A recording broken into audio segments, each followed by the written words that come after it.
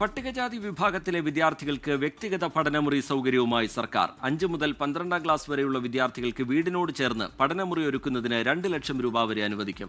വാർഷിക വരുമാനം 1 ലക്ഷം രൂപ വരെയുള്ള പട്ടികജാതി കുടുംബങ്ങളിലെ വിദ്യാർത്ഥികൾക്കാണ് ആനുകൂല്യം ലഭിക്കുക. 24 പ്രൈം ടൈം എക്സ്ക്ലൂസീവ്. സംസ്ഥാന സർക്കാർ പട്ടികജാതി വകുപ്പിനു കീഴിൽ നടപ്പിലാക്കുന്ന പഠനമുറി എന്ന മാതൃകാ പദ്ധതിയെപ്പറ്റി അധികമാർക്കും അറിയാനിടയില്ല. 5 മുതൽ +2 വരെയുള്ള പട്ടികജാതി വിഭാഗത്തിൽപ്പെട്ട വിദ്യാർത്ഥികൾക്ക് വീടിനോട് ചേർന്ന് പഠനമുറി ഒരുക്കാം. 2 ലക്ഷം രൂപ വരെ സർക്കാർ അനുവദിക്കും. വാർഷിക വരുമാനം 1 ലക്ഷം രൂപ വരെയുള്ള പട്ടികജാതി കുടുംബങ്ങളിലെ വിദ്യാർത്ഥികൾക്കാണ് ആനുകൂല്യം ലഭിക്കുക. പട്ടികജാതി വിഭാഗത്തിലെ വിദ്യാർത്ഥികളുടെ പഠന നിലവാരം മെച്ചപ്പെടുത്തുന്നതിന്റെ ഭാഗമായാണ് പദ്ധതി. സർക്കാർ, എയ്ഡഡ്, ടെക്നിക്കൽ, സ്പെഷ്യൽ, കേന്ദ്രീയ വിദ്യാലയങ്ങളിലെ വിദ്യാർത്ഥികൾക്കെല്ലാം ആനുകൂല്യത്തിന് അർഹതയുണ്ട്. 120 സ്ക്വയർ ഫീറ്റിലാണ് പഠനമുറി ഒരുക്കേണ്ടത്. മേൽക്കൂര കോൺക്രീറ്റ് ചെയ്യണം, ചുവരുകൾ പ്ലാസ്റ്ററിംഗ് നടത്തണം, തറ ടൈൽ പാകണം, വാതിലും ജനലുകളും ഉണ്ടാവണം. പുസ്തകങ്ങൾ സൂക്ഷിക്കുന്നതിന് ഭിത്തി അലമാര വേണം, അതും 2 കുട്ടികൾക്ക് ആവശ്യമുള്ളത്. വൈദ്യുതീകരിച്ച് ലൈറ്റ്, ഫാൻ എന്നിവ സ്ഥാപിക്കണം.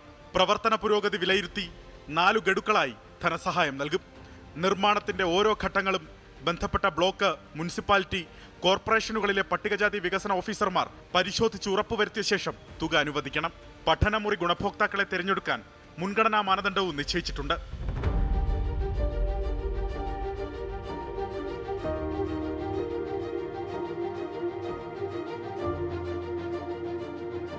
നടപ്പു സാമ്പത്തിക വർഷം 5000 പഠനമുറികൾ നിർമ്മിക്കുന്നതിനുള്ള തുക സർക്കാർ അനുവദിച്ചിട്ടുണ്ട്. ജില്ല തിരിച്ചുള്ള കണക്കുകൾ ഇങ്ങനെ: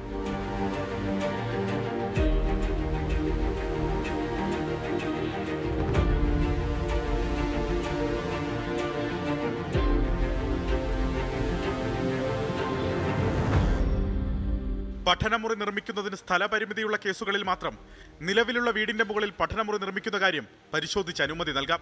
ധനസഹായം ലഭിക്കുന്നതിന് എസ്റ്റിമേറ്റ്, പ്ലാൻ, വാല്യുവേഷൻ എന്നിവ ഗുണഭോക്താക്കൾ നൽകേണ്ടതില്ല. പഠനമുറിക്ക് അർഹരായ വിദ്യാർത്ഥികൾ ഓഗസ്റ്റ് 30-നുള്ളിൽ അപേക്ഷിക്കണം.